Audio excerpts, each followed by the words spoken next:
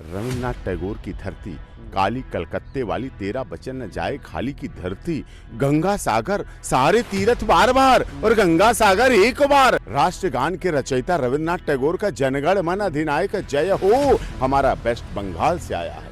उनके झूठे कागज बनवाए, उनके झूठे इलेक्शन कार्ड सब बनवाए, केवल वोट बैंक की राजनीति। सुप्रीम कोर्ट रहेगा, कानून रहेगा, तब अखिलेश रहेंगे। शेख हसीना जी सुरक्षित नहीं रह पाए। जब शेख हसीना जी के ब्रा और पैंटीज लहरा दी गई, उनके आतंकी छूट जाएं, उनके केस बरी हो जाएं, तो कहते हैं सत्यमेव जयते। ऐसे लोगों पर राष्ट्रद्रोह, देशद्रोह जैसे मुकदमे लगाने चाहिए। नमस्कार दोस्तों, तो मैं हूं सुप्रीम कोर्ट के परिसर में। हमारे साथ हैं senior advocate AP Singh ji, doctor AP Singh ji. मुद्दा है एसआईआर का, जो बंगाल तक पहुंच गया, वेस्ट बंगाल तक, और जिस तरीके से ममता बनर्जी बौखलाई हुई है। उधर उनके नेताओं के बयान आ रहे हैं, कोई बाबरी मस्जिद बनाने की बात कर रहा था, उधर एक मदनी साहब के बयान आए हैं, वो तो ऐसी जिहाद की बात कर रहे हैं जिसको कुछ दिन पहले ही इन्हीं के ही जो क्या कौर फायदा देने वाले कहते फिर रहे थे कि जी ये एक संघर्ष होता है, जिहाद को बदनाम किया हुआ। तो बहुत सी चीज़ें चल रही हैं, और एसआईआर से, एनआरसी से, सीए से जो बौखलाहट है वो लगातार हमने देखी है। उसी को बस समझने की कोशिश करते हैं एपी सिंह जी से, कैसे देख रहे हैं ममता सरकार की बौखलाहट और उनके नेताओं की ये बाबरी बनाने की जो डेट देना और इस तरीके की चीज़ें कैसे देख रहे हैं? ये सब भड़काऊ बातें हैं। हमारे देश में जो आराम से सब रह रहे हैं, हिंदू मुस्लिम सिख ईसाई, उनको भड़काने की भावना है। और ममता बनर्जी केवल उनका उत्साह, जो बांग्लादेशी घुसपैठिए हैं उनको उन्होंने घुसेड़ रखा है पश्चिम बंगाल में। पश्चिम बंगाल बहुत अच्छा प्रदेश था, ममता बनर्जी ने उसे तबाह कर दिया है। रविन्द्रनाथ टैगोर की धरती, काली कलकत्ते वाली तेरा बचन न जाए खाली की धरती, गंगा सागर सारे तीर्थ बार बार और गंगा सागर एक बार। ऐसा कलकत्ता, ऐसा राष्ट्रगान के रचयिता रविन्द्रनाथ टैगोर का जनगण मन अधिनायक जय हो हमारा वेस्ट बंगाल से आया है, घाटी से आया है, पश्चिम बंगाल से आया है। इतना अच्छा पश्चिम बंगाल था, लेकिन ममता ने उसे तबाह कर दिया है अपने वोट बैंक की राजनीति के लिए। बांग्लादेश से घुसपैठिए बुलाए, उनके झूठे वोट बनवाए, उनके झूठे कागज बनवाए, उनके झूठे इलेक्शन कार्ड सब बनवाए, केवल वोट बैंक की राजनीति करने के लिए। इसीलिए उनके पास है कुछ नहीं, शोर मचाना है। एसआईआर के नाम पे शोर मचाएं। एसआईआर और कुछ नहीं है, मतदाता का शुद्धिकरण है। ये नागरिकता का भी नहीं कोई विषय इसका। मतदान शुद्ध होना चाहिए, मतलब जो मृतक हो गए उनके नाम हटना चाहिए, जो ट्रांसफ़र हो गए, माइग्रेंट हो गए एक जगह से दूसरी जगह, उनके हटने चाहिए, और जो नहीं रहे हैं वहाँ पे उनके हटने चाहिए। नकली हैं, गलत बने हुए, वो हटने चाहिए। तो इन्होंने तो ऐसा वहाँ कर रखा है, इसीलिए उनका ये हाल है। लेकिन अब पश्चिम बंगाल सुधर रहा है और फिर से वहाँ के लोग जागरूक हो रहे हैं। और वहाँ के जो बॉर्डर है, बांग्लादेश और पश्चिम बंगाल का जो बॉर्डर है, वो बहुत चिंताजनक है। वो भौगोलिक रूप से इतना ख़राब है, तालाब हैं, पोखर हैं, नदियाँ हैं, नाले हैं, उन पर वो गृह मंत्रालय को बाउंड्री बनाने की इजाज़त नहीं दे रही हैं। उन्हें डर है कि वहाँ से आना जाना बंद हो जाएगा। नहीं तो इधर श्रीनगर जैसी, इधर जम्मू जैसी बॉर्डर लाइन बने तो फिर क्या प्रॉब्लम है, कोई ऐसे नहीं घुस सकता है। लेकिन वो लगातार ऐसा गलत कार्य कर रही हैं, करना नहीं चाहिए। देश हित में कार्य करना चाहिए, राष्ट्र हित में काम करना चाहिए। राष्ट्रहित सर्वप्रथम था, है और रहेगा, इस भावना के साथ उन्हें कार्य करना चाहिए। घुसपैठियों से इतना लगाव प्यार क्यों है? अभी देखिए अखिलेश यादव का भी बयान आया था कुछ दिन पहले, आपने देखा हो। उन्होंने योगी जी को घुसपैठी तक बता दिया था, कह रहे हैं ये उत्तराखंड से। तो ये इतना लगाव घुसपैठी से, वो खुद भाग रहे हैं और ये उनको बचाने के। अखिलेश जी भी अच्छे मुख्यमंत्री थे, उनके पिता मुलायम सिंह जी भी अच्छे मुख्यमंत्री थे, रक्षा मंत्री भी रहे देश के। बात है वोट बैंक की, तुष्टीकरण की। अपने वोट को संभालने के लिए क्या करें? केवल सिर्फ वोटों की राजनीति का मामला है।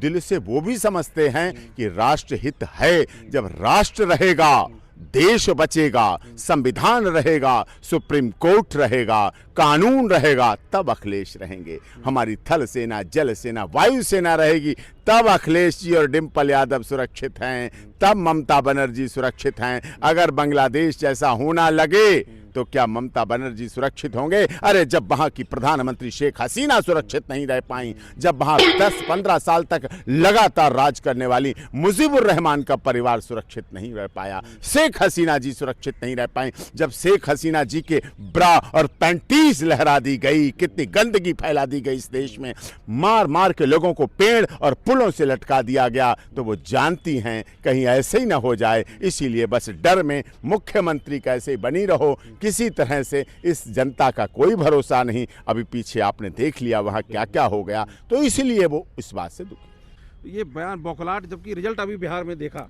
ये इस तरीके के फिर भी इन विपक्ष को। देखिए, SIR हमारी भारत की सर्वोच्च न्यायालय सुप्रीम कोर्ट ने फैसला दिया, उन्होंने याचिका लगाई कि SIR पे लागू रहेगी, रोक लगेगी, नहीं होगी।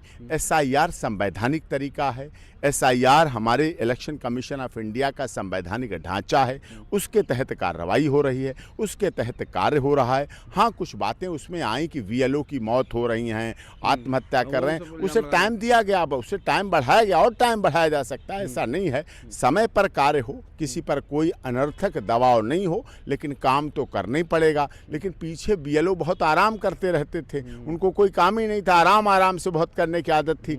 अब थोड़ा स्पीडी करना पड़ेगा। बदलता भारत है, उभरता भारत है, चमकता भारत है, दिखता हुआ भारत है, तो अब चुनाव के क्षेत्र में भी दिखेगा, इलेक्शन कमीशन ऑफ इंडिया के मामले में भी दिखेगा, सार्वजनिक मामले में भी दिखेगा, विदेश नीति में भी दिख रहा है, रक्षा नीति में भी दिख रहा है, सब जगह दिख रहा है। तो बदलता हुआ भारत है। सर्वोच्च न्यायालय ने इलेक्शन कमीशन ऑफ इंडिया के SIR को वैध ठहराया। जो चीज़ें बताएं कि इन सबूतों को लेकर आप काल लगाइए, वेरिफिकेशन करिए, उस वेरिफिकेशन की प्रक्रिया है, इसे मतदाता शुद्धिकरण कहेंगे, और शुद्धिकरण समय समय पर होते रहना चाहिए। 65 लाख के करीब कुछ थे, तो कहा, उसमें भी बोला गया था कोर्ट द्वारा कि भाई आप कितने आए जिन्होंने मतलब इसके अगेंस्ट आगे खड़े हुए कि जहाँ हमारा कटा है, कोई कटने वाला कोई नहीं दिखेगा। लेकिन ये मेरे समझ आता है विपक्ष किस लेवल पर जा चुका है कि NRC से उसे दिक्कत है, CAA से दिक्कत है, SIR से दिक्कत है। क्या वो देश के जनता के हित की बात सोच रहा है विपक्ष? ये कैसे, मतलब विपक्ष का तो यही होता है ना, विपक्ष का काम है सत्ता का विरोध करना, लेकिन राजनीतिक विरोध होना चाहिए। मन विरोध, मत विरोध, मन का विरोध, मतभेद का विरोध, ये विरोध अलग चीज़ है। सैद्धांतिक विरोध कभी नहीं होना चाहिए। अगर बात सुप्रीम कोर्ट की है तो सबको एक आवाज़ में साथ होना चाहिए। अगर बात देश के रक्षा की है, संबंधित विदेश नीति की है, देश से संबंधित है, महिलाओं की है, बच्चों की है, पुरुषों की, आम नागरिकों की है, आम जनता से जुड़े हुए, तब सबको एक साथ एक आवाज़ में आवाज़ को उठाना चाहिए, बात को बताना चाहिए, ये आवश्यक है।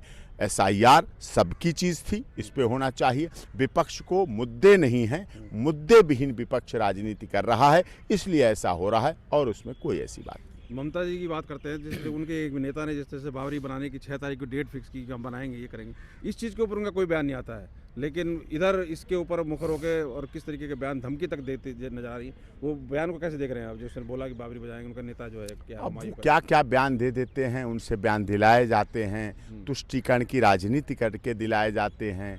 इस तरह से हमारी देश की राष्ट्रीय एकता, अखंडता को तोड़ने के लिए बनाए जाते हैं, ये अलग विषय है। हमारे देश की तो एक प्रधानमंत्री इंदिरा गांधी ऐसी रहीं जो भुवनेश्वर से आई थी, उनकी आखिरी यात्रा थी, और वहाँ वो कह के आई थी कि मेरे खून का एक एक कतरा इस देश की एकता और अखंडता के काम आएगा।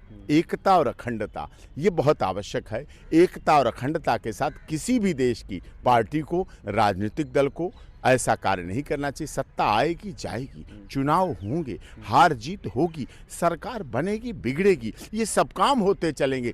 देश चलता रहना चाहिए, राष्ट्र चलता रहना चाहिए, युवाओं को रोजगार मिलता रहना चाहिए, महिलाओं को सुरक्षा मिलता रहना चाहिए, भारत का संविधान सुरक्षित रहना चाहिए, सभी धर्म, जाति, क्षेत्र, भाषा, संप्रदाय के लोगों को आदर मिलना चाहिए, सम्मान मिलना चाहिए, उनके अधिकारों का हनन नहीं होना चाहिए, ये आवश्यक है। विदेश नीति हमारी मजबूत होनी चाहिए, बॉर्डर्स हमारे सुरक्षित होने चाहिए, ये हमारी आवश्यकता है। तो पर यहाँ तो देख रहे हैं आप, एक और मदनी मौलाना साहब हैं कि उनके बयान किस तरीके से जिहाद करेंगे तो हम ये करेंगे, ये एक तरफ तो बोल रहे हैं कि हिंदू मुस्लिम कर रही है बीजेपी, उधर से ऐसे बयान इनकी तरफ कोई जवाब नहीं। उनका बयान बहुत ही गलत है, निंदनीय है, असंसदीय है, गैर कानूनी है, अपमानजनक है। उन्होंने कहा देश की अदालतें सरकार के इशारे पे काम कर रही हैं, तो कितना दुखद है। ये देश की सब अदालतों का, ये देश के माननीय न्यायाधीशों का, ये देश के हमारे ट्रायल का, वकीलों का, सबका अपमान उन्होंने एक साथ कर दिया, एक बात में कर दिया। और इससे इस तरह का राष्ट्र, ऐसे लोगों पर राष्ट्रद्रोह, देशद्रोह जैसे मुकदमे लगाने चाहिए। ये जुडिशरी का कंटेम्प्ट ऑफ कोर्ट है। अगर उनके काम हो जाते हैं, उनके आतंकियों के, जब गोधरा कांड के और जो बम ब्लास्ट हुए अहमदाबाद में बम ब्लास्ट हुए, उनके आतंकी छूट जाएं, उनके केस बरी हो जाएं, तो कहते हैं सत्यमेव जयते, सत्य की जीत हुई। और जब आतंकवादी पकड़े जाएं, जब डॉक्टर पकड़े जाते हैं, जिनके आगे डॉक्टर लिखा है, जो सीपीएमटी के टॉपर हैं, जो 10th के टॉपर थे, 12th के टॉपर थे, एमबीबीएस एमडी टॉपर थे, वो आतंकवादी बन रहे हैं। जिनको प्रोफेसर बनाया गया मेडिकल कॉलेज में, वो आतंकवादी बन रहे हैं। अल-फलाह यूनिवर्सिटी आतंकवाद का अड्डा बन गई। ये तो कह रहे हैं बदनाम कर रहे हैं, आतंकवाद। ये मानने को तैयार नहीं है कि वहाँ पे 2800 किलोग्राम मिलाना, आरडीएक्स मिलाना 28 किलो, जम्मू कश्मीर से फॉलो करके पकड़ा गया ना, बरामद हुआ। जिन हाथों में स्टेथोस्कोप होना चाहिए था, जिन हाथों में थर्मामीटर होना चाहिए था, जिन हाथों में इंट्रावेनस इंजेक्शन ग्लूकोज लगाने की सिरिंज होना चाहिए थी, उन हाथों में AK-47 और रिवॉल्वर और गोलियां और बंदूकें बरामद हुई हैं। कितनी दुखद बात है। ये ऐसे लोग न्यायालय को भी बदनाम करना चाहते हैं, हमारी धार्मिक जो रीति नीति पद्धत है उसको भी तोड़ना चाहते हैं, जो कि किसी तरह से भी कभी भी बर्दाश्त नहीं की जा सकती। सीजे साहब जैसे अब इस तरह बड़े-बड़े डिसीजन ले रहे हैं, तो इस तरीके की चीजें पे भी कोई 100 को नोटिस, मतलब ये ऐसे तोड़ने वाली बातें हैं। 100 मोटो नोटिस ऐसे लोगों पर लेना चाहिए और सीधे सीधे कानूनी कार्रवाई करनी चाहिए। और ऐसे लोगों को इस देश में रहने का कोई हक नहीं है,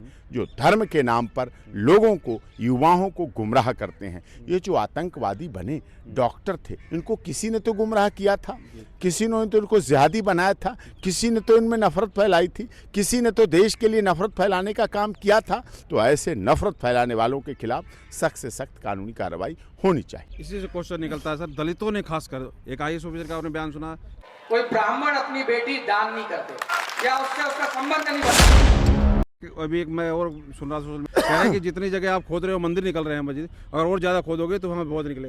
ये अपने आप में बटते हुए नजर आ रहे हैं, इनके ऊपर क्या कहेंगे? नहीं, कुछ लोग ऐसे हैं जो राजनीतिक कारणों से ऐसा बोलते हैं, जिनके अंदर, सोचिए ना आप, क्या IAS अधिकारी से ऐसी आप आशा कर सकते थे?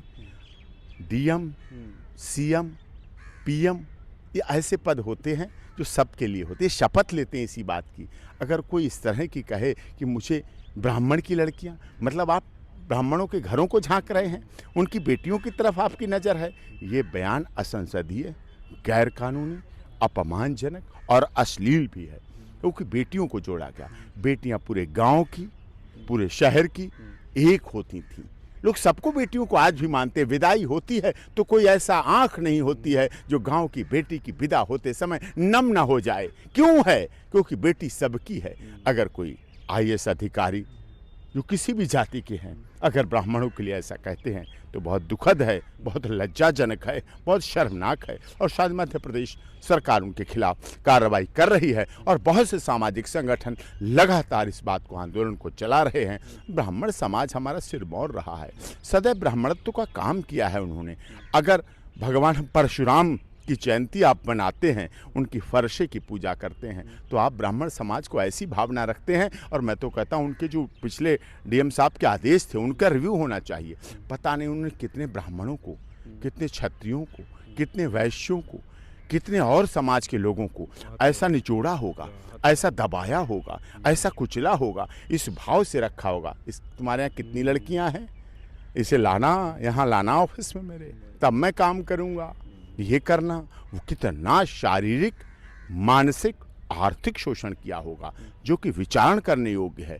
मैं तो अपने जितेंद्र सिंह जो सांसदीय कार्मिक मंत्री हैं, मैंने उनके लिए लिखा है कि इस पर अवश्य एक्शन होना चाहिए। इस तरह से ऐसा गलत है। तो ये कह रहा हूँ इतनी हिम्मत आ कैसे रही है? अभी जैसे गौ जो शराब के ठेके जो बंद कराए गए वृंदावन में, तो वहाँ पर भी केस लगा दिए गए, कह रहे हैं जी 5 लाख फिरौती, जबकि वो शटर बंद कराया था। तो ये हिम्मत पीछे से कैसे आ रही है? देखिए, ऐसे धार्मिक स्थल जो पूरी दुनिया के लोग देखते आते, मथुरा, वृंदावन, काशी, अयोध्या, यहाँ शराब का क्या मतलब? वो तो दूध की नगरी है, वो तो पेड़े का प्रसाद है। वहाँ तो पेड़ा, दूध, दही का, माखन का धरती है, कृष्ण की धरती है, बलराम की धरती है, दाऊ की धरती है।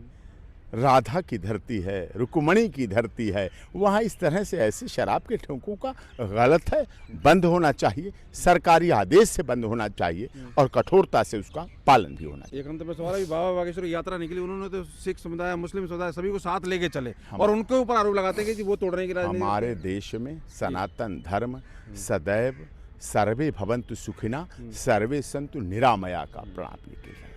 हमारा चांद निकलता है तो करवा चौथ को करोड़ों पतियों की उम्र बढ़ जाती है। हमारा दिव्य कुंभ महाकुंभ जब होता है इलाहाबाद प्रयागराज में तो 60 करोड़ लोग एक साथ नहा लेते हैं, संगम एक, सड़कें एक साथ नहाते हैं। वहाँ कोई जाति की बात नहीं, कोई क्षेत्र की बात नहीं, कोई भाषा की बात नहीं, कोई संप्रदाय की बात नहीं, कोई गोरे काले की बात नहीं, कोई लंबे छोटे की बात नहीं, कोई मोटे पतले की बात नहीं। सब एक साथ नहाते हैं, एक साथ खाते हैं, एक साथ रोड पे चलते हैं। ये हमारा देश है। हमारे देश में जो सनातन धर्म है, जिसकी यात्रा लेकर वो चले, सनातन धर्म दुनिया का सबसे पुराना प्राचीन धर्म है। सनातन धर्म के बाद इस्लाम धर्म आया, उसकी तारीख है। सनातन धर्म अनादिकाल से चला हुआ है। ईसा धर्म, ईसा मसीह आए, उनका भी समय है, गुरु गोविंद सिंह है, उनका भी समय। लेकिन सनातन धर्म आदिकाल से इस देश की धर्मो रक्षति रक्षता सत्यमेव जयते, सबका साथ वसुधैव कुटुंबकम। ये कौन लाया? ये सनातन धर्म लाया। सनातन धर्म की गंगा जब निकलती है ऋषिकेश की, कल कल करती हुई हरिद्वार से आगे बढ़ती है, तो उसमें मौलाना साहब भी वुज़ू करके नमाज अदा कर लेते हैं और पंत ग्रंथी साहब भी नहा के गुरुद्वारा में पाठ कर लेते हैं और चर्च के पादरी भी नहाकर अपने गिरजाघर में दिया जला देते हैं, कैंडल मार्च कर देते हैं। हमारी गंगा अवरल ऐसे बहती है। गंगा का पानी अमृत है तो वो हिंदू, मुस्लिम, सिख, ईसाई, जैन, पारसी सबके लिए बराबर है।